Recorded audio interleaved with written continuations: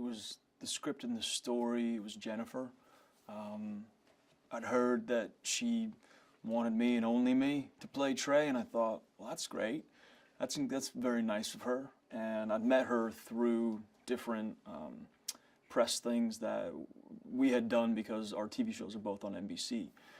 And so she was always lovely and cool and friendly, and I'm like, oh, she's my friend, so I want to go work with my friends. So it was just one of those things that I went to my bosses and I said, listen, I'd love to be able to do this film with Jennifer and Pete and crew, and they said, great, we'll work it out. So, and I thought I enjoyed the story of Maya and the journey that she has to make to come out the other end of making things right. So I really responded to that.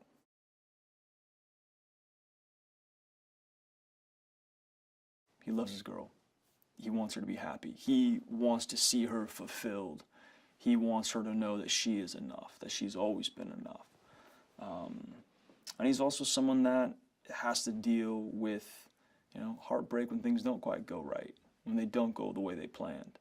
And also, you know, readjusting to that loss of partnership and understanding that sometimes love goes away and sometimes love maybe comes back, but the purity of what that love represents is always there.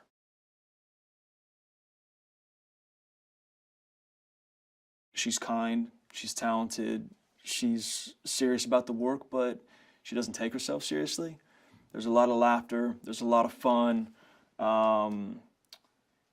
For everything that she has going on in her universe, she still very much seems to have an appreciation for the moment that she is in right now.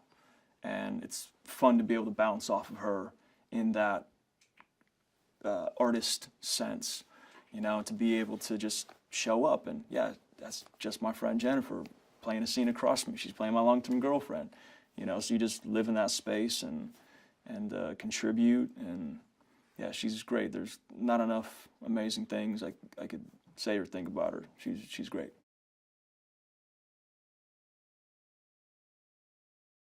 Pete is bringing, I feel like he's bringing a lot of weight to something that feels light, a lot of depth where maybe the subject matter is easier to ingest. You know, he's got a lot of soul, he's got a lot of heart, and as a filmmaker, not only does his camera work reflect that, but also just his emotional touchstone to the material, to what Justin and Elaine had written. It's one of those moments, like, as an actor, you're like, oh, thank God for Pete Siegel being at the helm of this ship, because he really is just a talented as well as kind, good guy.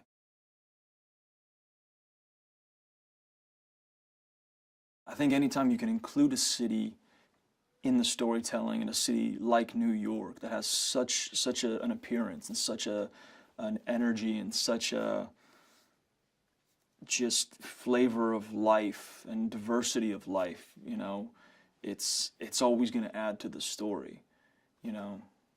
This story, of course, being, you know, Maya trying to find her place, you know, kind of in what the world that she's kind of been confined to.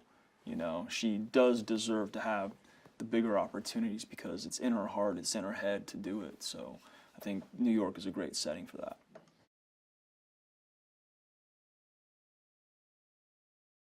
I would describe Second Act as a fun, entertaining, heartfelt story of passion and finding your place in life. Even if you thought you'd already found it, you can find it again.